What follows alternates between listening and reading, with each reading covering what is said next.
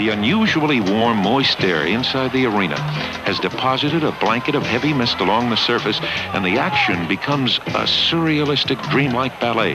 The players floating through mysterious, opaque clouds, the puck gliding somewhere around their skates, appearing and reappearing with maddening unpredictability. This game was huge and was a critical point in the series. The 1975 Stanley Cup Final is legendary for a lot of reasons, as it made one team a champion for the second season in a row. But there was a game in that series that stood out amongst the rest due to its pure obscurity and craziness, as Game 3 of the 1975 Stanley Cup Final created a scene unlike no other. But before we go over why it was such a disaster, we need to first understand what happened prior to Game 3, which made it so important. The two teams competing in that year's Stanley Cup Final were the Buffalo Sabres and the reigning Stanley Cup champion Philadelphia Flyers. This Flyers team was almost similar to the one that won it all a year prior. They were a team that prided themselves on hard-nosed blue-collar play, having a roster full of people who weren't afraid to physically assert their dominance. They were both scary looking and scary to play against, and they were going up against a Buffalo Sabres team that were pretty scary themselves. That Sabres team was mainly highlighted by the famous French Connection, a line featuring Gilbert Perrault, René Robert, and Rick Martin. Three players who could shock you with their skill and finesse. They were high-flying skaters who had a knack for the back of the net, so having the French Connection square off with the Broad Street Bullies for the most coveted trophy in the sport was going to be a spectacle, and it was an amazing series to watch. The first two games of the series were both won by Philadelphia. Game 1 was a dominant 4-1 victory, but Game 2 was a lot closer, with Philly only winning 2-1. So, headed into Game 3, the Sabres were down 2-0, making Game 3 a must-win in order for the team to even have a shot at the Stanley Cup. The only thing they knew going in was that this was an important game, and that Buffalo wouldn't go down without a fight. What they didn't know was that Game 3 of the 1975 Stanley Cup Final would go down as one of the craziest and most disastrous games in NHL history. The game was to be played in Buffalo, and the weather that night was unusually warm. No one thought anything about it, and the game was set to play on. But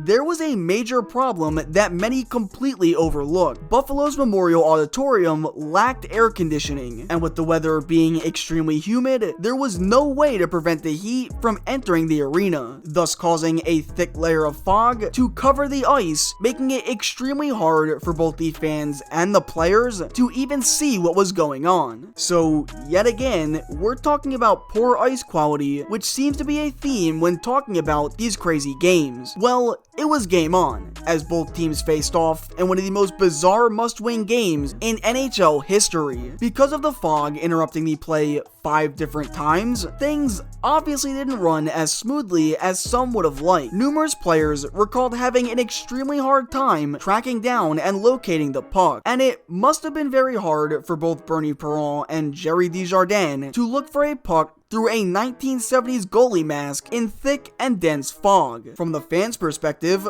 players, officials, and the puck looked completely invisible, making the viewing experience a train wreck. And what I found both hilarious yet interesting is that during stoppages of play, rink employees waved around massive bed sheets in an attempt to dispel the fog. Nonetheless, from a game perspective, this tilt was a complete back and forth. The Flyers opened the first with a 2-0 lead, followed by 2 goals from Buffalo before Rick McLeish made it 3-2. The second period saw Buffalo tie things up before Reggie Leach once again gave Philly a 4-3 lead to end the period. The only goal scored in the third was from Bill Hite to tie the game and send it to overtime. But there's one more iconic moment we need to talk about before we get into the ending of this game. As if a game being played in intense fog wasn't already crazy enough, throughout the majority of the game, there was a random bat flying above the ice who eventually tried to join in on the fun, in an attempt to maybe get a closer look at where the puck might be. As the bat approached the ice, Sabres' Jim Lorentz would whack it with his stick, causing it to tragically fall to the ice, getting killed killed on impact, and this moment is actually considered to be a curse to some Sabres fans, calling it an evil omen. But luckily for Buffalo, the superstitious effects of the bat didn't seem to kick in that night, as one of the best moments of the entire series occurred once the game reached overtime. The French Connection would connect once again, as Rene Robert would find the back of the net, ending what would later become known as the Fog Game.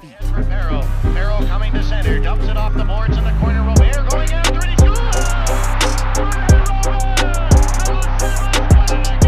Flyers' Bernie Perron, after giving up the game-winning goal, would tell reporters, quote, "I saw Robert's shot too late for me to come out and stop it. I'm surprised the overtime took so long. It was hard for me to see the puck from the red line. If 3 men came down and made a really good pass, you couldn't see the puck." Buffalo would go on to tie the series at 2 apiece, but the Flyers would win both games 5 and 6, capturing their second consecutive Stanley Cup. On the surface, this actually seems like a great game, a back and forth swing with multiple comebacks and 9 goals being scored between the teams, making it the highest scoring game of the entire series. And even to this day, it's still one of the most iconic games in Stanley Cup final history. Surprisingly, however, this wasn't the only game in the finals to have been interrupted by fog, as 13 years later, during the 1988 Stanley Cup final, the Bruins and Oilers would also face off in their very own fog game, except this time, the team that would win the game would actually win the series, as that Edmonton team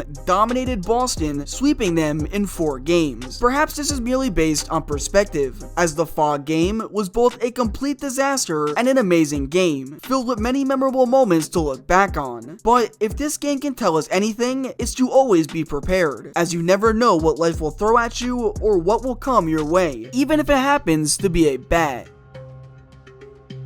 And I'll be darned if he didn't fly right toward me, and when he got within range, just one swipe of the stick, and that was the end of it.